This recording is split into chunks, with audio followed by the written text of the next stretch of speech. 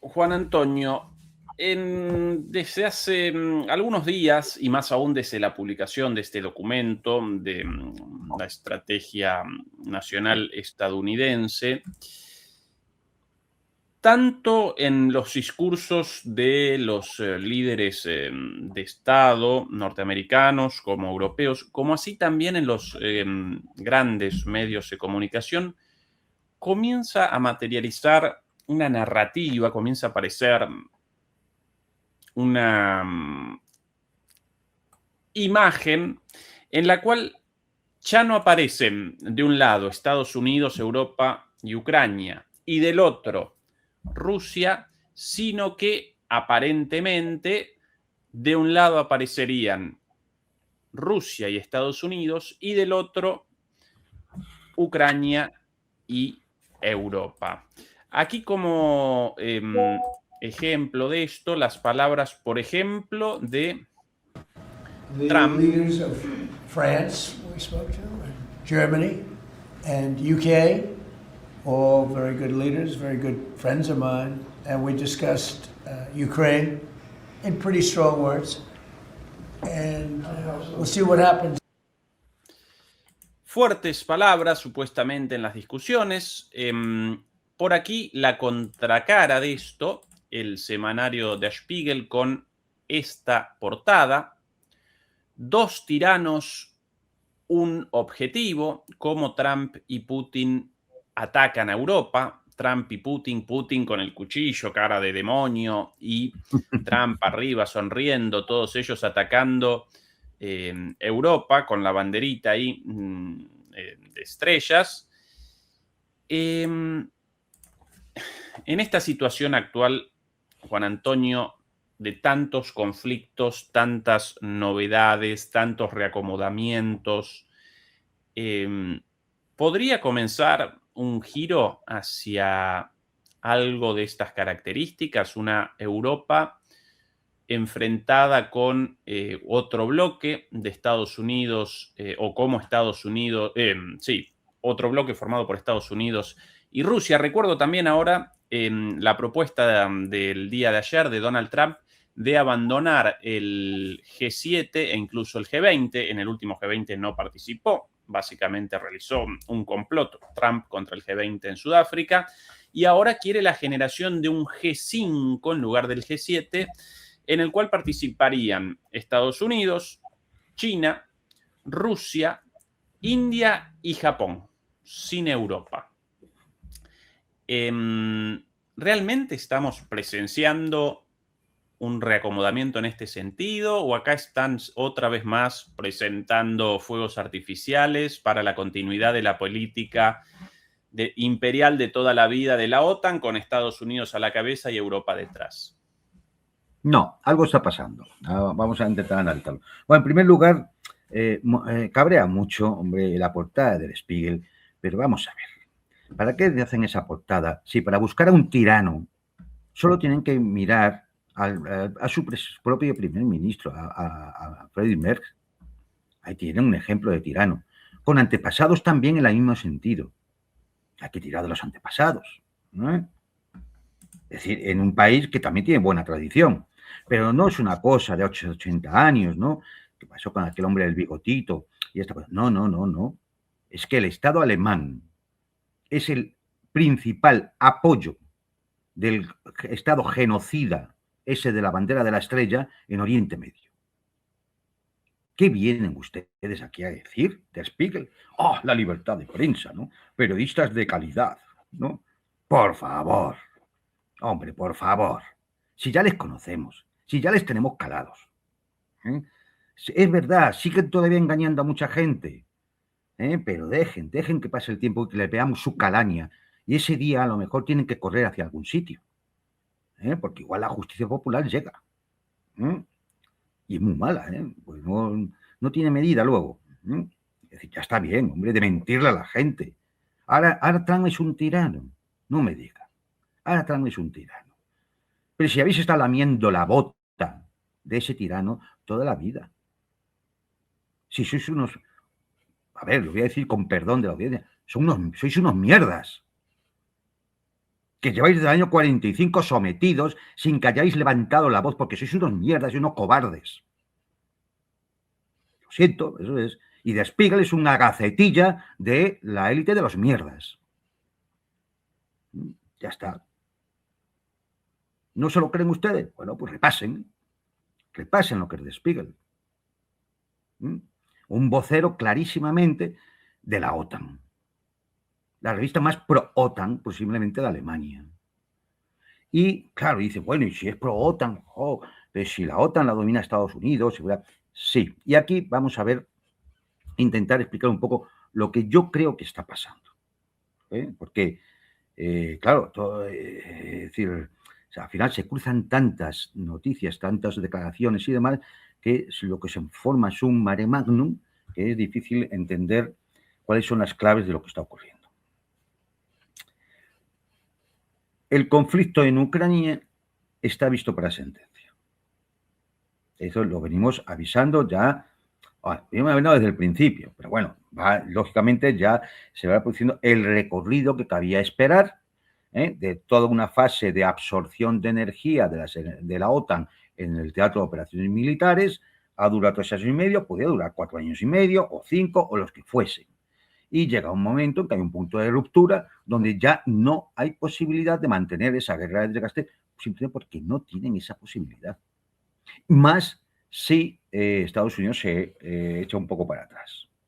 Entonces, como no hay esa posibilidad y como lo que se ve en el horizonte es una derrota, pero una derrota en toda regla, por mucho que lo intenten justificar, no, pero Putin pretendía ocupar toda Ucrania, sí, y llegar a Lisboa, ¿no? Y luego cruzar el Atlántico, ¿no? Y que los tanques rusos desfilaran por Washington. Bueno, quitando los gilipolleces de los analistas habituales, de los medios occidentales, unos auténticos indigentes intelectuales, unos auténticos mentirosos profesionales, unas auténticas sabandijas a la hora de engañar a la audiencia, pues, ¿qué es lo que ocurre? Que esa derrota, los analistas norteamericanos sí la ven. Los europeos también la ven, pero como la clase europea, la clase política europea está absolutamente enloquecida y como su propio futuro, incluso personal, está unida a la continuación de la guerra, nos lo ocultan. Pero en la Casa Blanca han decidido de que, lo que ocurre en Ucrania es un síntoma de lo que ocurre a nivel global, que es el cambio de paradigma geopolítico, que se pasa del momento unipolar a un nuevo orden multipolar, porque hay actores emergentes que ya tratan de tú a los Estados Unidos y a las potencias anglosajonas. Y entonces, a partir de ese momento, la potencia hegemónica, los Estados Unidos, tienen que tomar una decisión, porque se le abren 3 posibles escenarios. El primero, caer en la trampa de Tucídides e ir a una conflagración mundial para intentar mantener su hegemonía. El problema de eso es que, tiene que reconocer que su poder relativo ha disminuido conforme a la alianza de las potencias emergentes y puede perder.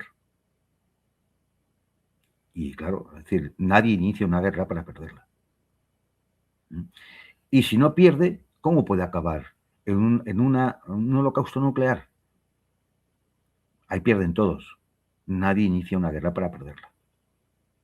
Por lo tanto, ese escenario no es aceptable. ¿Cuál es el segundo escenario? Intentar que las cosas sigan como hasta ahora, pero ellos saben y tienen claro que si siguen como hasta ahora, se va a un declive progresivo de la propia potencia hegemónica. ¿Por qué? Por su agotamiento económico, por su polarización política interna, por muchos factores que hemos hablado en otros programas, por un resentimiento global que existe, sobre todo en el sur, contra la acción exterior de los Estados Unidos y el hecho que hemos hablado antes del asalto a un petrolero venezolano o que iba para Venezuela, es una prueba palpable de ello. Y bueno, pues incluso algunos analistas, quizás los más dramáticos, ya hablarían de una guerra civil en los propios Estados Unidos. Claro, eso podría llevar al colapso de la potencia hegemónica y, por lo tanto, tampoco es un escenario aceptable. ¿Qué otro escenario les queda? El otro escenario que queda es adaptarse, la adaptación a la nueva situación, de ese nuevo orden, de ese paradigma multipolar. Claro, eso es aceptar también que ya no vas a ser la única potencia, la potencia hegemónica. Vas a tener que compartir el poder. En la geopolítica, ¿qué es compartir el poder? Bueno, pues que va a haber áreas de influencia que van a pertenecer, que van a estar, digamos, añadidas a otras potencias emergentes. Entonces, lo que buscará la potencia hegemónica es tener el área de influencia mayor posible para sentarse en esa mesa, incluso en ese G nuevo que dice Trump, ¿no? ¿Con quién? Pues a sentarse con los poderosos, sentarse con los que realmente va a tener que hablar de muchas cosas y negociar, etcétera, etcétera, con China, con Rusia, con India, con Japón, quizá alguno más. ¿Por qué? Porque esos son los que realmente van a discutir con ese nuevo orden internacional, ¿no? Para eso, bueno, pues tendrá que buscar una estrategia de equilibrio desde afuera, es decir, de balance de poder con ellos. Tendrá que ir a una reducción de las ventajas comparativas, es decir, no puede seguir con una economía financiarizada y puramente especulativa porque ve que ahí tiene el terreno perdido, porque las otras potencias son productivas, están basadas en economía real y además intentan ir poco a poco abandonando el dólar, moneda de reserva, que es lo que ha permitido a Estados Unidos siempre mantener el pago de su deuda y, por lo tanto, mantener sus niveles de vida de la población y sus presupuestos de defensa, su programa espacial, etcétera, etcétera. Y esto significa invertir masivamente en educación, investigación y desarrollo, en tecnología y en infraestructuras. Y eso ahora no lo puede hacer con los gastos desorbitados que tiene, por ejemplo, en el tema de defensa. Ese agotamiento que decíamos, pues sobre extensión imperial de 850 bases repartidas por el mundo, etcétera, etcétera, ¿no? Bien, pues ¿qué piensa entonces esta administración? Y eso es lo que se expresa un poco en la Estrategia de Seguridad Nacional. Bueno, pues significa, oye, una cierta retirada ordenada, controlar las áreas de influencia que pueda controlar y discutir las normas por las que se va a regir el mundo en las próximas décadas con quienes realmente tengo que discutirlas, que son las potencias que sí me pueden hacer frente. China, Rusia, India, etc. ¿Y qué ocurre? Pues que hay parte de las élites que no están de acuerdo con esto, que lo que buscan es mantener la hegemonía a toda costa. Y ahí nos encontraríamos a los sectores sionistas y neocons norteamericanos, a la City de Londres y a la covacha de Bruselas. Y entonces esa es la contradicción que vemos en este momento, que hay una lucha, un choque dentro de las élites dominantes en Occidente, que se expresan, por un lado, en ese eje Bruselas-Londres con quinta columnistas en Washington, o Estados Unidos con quinta columnistas en la Unión Europea, como puede ser el gobierno de Italia, Hungría, Chequia, ahora ya posiblemente, Eslovaquia, ahora posiblemente Chequia, y vamos a ver qué pasa en Bulgaria, donde ha caído el gobierno, por la presión popular, porque la gente no quiere entrar en el euro, porque ya todo el mundo empieza a darse cuenta que la Unión Europea es algo que tiene que ser destruido, disuelto, desarmado, porque es un peligro para los ciudadanos europeos, es un peligro para las naciones europeas. Y entonces, bien, en ese choque de las élites es lo que estamos viendo.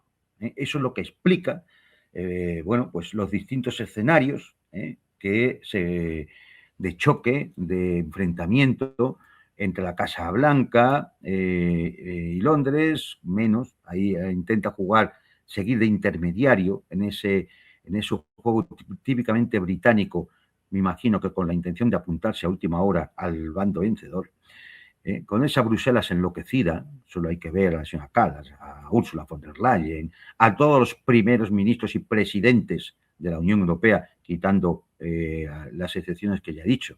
No porque algunos de ellos estén pensando en ese nuevo orden, sino simplemente porque son aliados de Trump. Por ejemplo, la señora Meloni. Y lo que diga Trump es lo que va a hacer. Pero, bueno, es que así se escribe la historia, ¿no? Es decir, hay aliados que lo son por convencimiento, otros porque son aliados objetivos en un momento dado, y están también los tontos útiles, ¿no? Es decir, esos también abundan bastante, los tontos útiles. Y esto es lo que realmente yo creo que estamos viviendo en este momento, ¿no? ¿Esto dónde lleva? Lleva a que, sinceramente, frente a los Estados Unidos, la Unión Europea no es nada. Nada. Primero porque ha sido siempre un vasallo. Un vasallo, además de la peor especie. Sumiso hasta la humillación, hasta la vergüenza ajena. Incapaz de hacer nada. De decir, esta boca es mía. Que ha vivido a costa de la energía barata rusa, de las manufacturas chinas que también eran baratas, y que Estados Unidos pagaba la seguridad porque le interesaba, lógicamente, para tener el control de la Europa occidental, que es un mercado importante, y es un suministrador también de capitales, de compra de bonos de tesoro, de zona del Rhineland de carácter geoestratégico frente a Rusia, etc. Pero era quien pagaba la seguridad, el 70% de la OTAN, recordémoslo. Entonces, ahora se encuentra una Unión Europea que piensa ahora que es que Trump es un tirano, claro, y un traidor, ¿no? Les ha dejado solos, pobrecitos. Les ha dejado solos, ellos solos ante el peligro. A una panda de miserables, corruptos, que solo hay que verlo. Si es que no pasa día que no detengan a alguien, o que no aparezca algún caso, o que no sospechemos. Una pandilla de corruptos, de ladrones, porque todo eso, al final, sale de los bolsillos de los trabajadores europeos. Unas políticas absolutamente demenciales que han llevado ¿a qué? Bueno, pues a que Europa en estos momentos esté en una situación de catástrofe, donde ni hay democracia, donde tenemos un desastre demográfico, un descontrol social, desintegración, desigualdad, una crisis económica que se intenta tapar ahora con un rearme artificial para mantener una guerra que no existe, que intentarán que sea de baja intensidad para justificarlo todo, pero que no puede escalar, porque claro, si se convierte en una guerra nuclear se acabó todo. Es decir, todo es, en el fondo todo es muy delirante. Todo lo que sale de Bruselas es delirante. Todo lo que los de Bruselas, en compañía de la banda de dirigentes europeos en cada país, hacen es simplemente para intentar mantenerse en el poder, mantener el status quo, mantener la situación que existía antes de la irrupción de ese mundo multipolar, y eso es lo que estamos viendo. Y esto no es porque Trump haya pensado y haya dicho y haya reflexionado, decir, no, vamos a ser buenos, voy a adaptarme al mundo multipolar, es decir, ya no voy a ser el más grande de todo, ¿no? De hecho, en la Estrategia de Seguridad Nacional hay un rechazo explícito a la dominación de espectro completo, es decir, al papel de Estados Unidos como garante único del orden mundial en todo el globo. ¿Por qué? Porque ya no puede. Porque no puede. Y lo único que ha hecho Trump es simplemente aceptar que esta es la realidad y acomodarse para seguir siendo una potencia influyente a futuro. Es lo único que está haciendo. No le podemos reprochar eso, ojo, es lo que haría también cualquier gobernante. Bueno, a ver, digo Trump porque es la persona que nos aparece, Yo estoy convencido que Trump no tiene ni puñetera idea de esto, Entonces se lo han puesto encima de la mesa para que él, con ese rotulador que tiene, que le punta un dedo y firma, pues lo haga, ya está. O sea, la administración Trump decía yo ayer, es la patronal de los inmobiliarios de Nueva York. Es decir, ahí tienes a Wyckoff, a Jared Kushner, ahora ya meten a Larry Fink también. Esto es, bueno, pues el sector inmobiliario. Es decir, por lo tanto, de todo esto entienden bastante poco. Pero habrá analistas en el Departamento de Estado, Departamento de Defensa, en el Pentágono, en la CIA, que les han dicho, bien, esta es la situación y hay que ir por aquí o estamos realmente en peligro. Y Trump habrá dicho, pues, oye, pues vamos por aquí. No es una cuestión de bondad, no es una cuestión de buenos y malos y demás, simplemente es porque la realidad se acaba imponiendo, ¿no? Y entonces, bueno, pues en ese cambio de paradigma, pues Estados Unidos ha decidido eso, vale, vamos a tener que abandonar la hegemonía global, vamos a tener que abandonar la estrategia de la dominación de espectro completo, vamos a tener que tener un realismo flexible, donde se prioricen las relaciones comerciales, que es lo que le interesa y de lo que él sabe. Vamos a volver a los estados-nación, porque así yo puedo tratar de tú a tú con las naciones soberanas, fortalecer el poder militar, porque es necesario para mantener tus áreas de influencia, lo que estamos hablando de América, de las Américas, y por supuesto, como yo ya no puedo hacerlo solo, tiene que haber un reparto de cargas y que Europa asuma los costes de su defensa. Y por tanto, ¿qué tenemos? ¿Qué diagnóstico hay para Europa, para las élites europeas y las de Londres? Bueno, pues que Europa se ha convertido en una amenaza para Estados Unidos porque no quiere ir en esa dirección, que además tiene un proceso de decadencia civilizacional, dice el propio documento de estrategia de seguridad, ¿no? El declive económico, las bajas tasas de natalidad, las migraciones descontroladas, en fin, un desastre, ¿no? Empieza a haber una clara incompatibilidad ideológica entre la ideología dominante en las clases dominantes de Bruselas y de Londres frente a la ideología dominante ahora mismo en Washington, aunque haya quinta columnistas en los dos lados. Y, bueno, pues no es extraño entonces que Estados Unidos hable del fin de la expansión de la OTAN, porque si hay expansión de la OTAN, lo que lleva es al enfrentamiento con Rusia, con China y a la trampa de Tucídides, a poner fin al conflicto de Ucrania, porque es una condición sine qua non, y, ojo, a que Europa se pague su seguridad y a intentar que haya una mayoría de gobiernos en Europa más acordes con la ideología dominante ahora mismo en Washington. Es decir, Washington va a intentar apoyar a todos los gobiernos populistas que surjan, sean de derecha o de izquierda, sean en Bulgaria, en Francia o en Alemania o en Holanda. Va a intentar cambiar esos gobiernos para que haya gobiernos más proclives al pensamiento dominante ahora mismo en Washington. Y esto es un poco lo que estamos observando.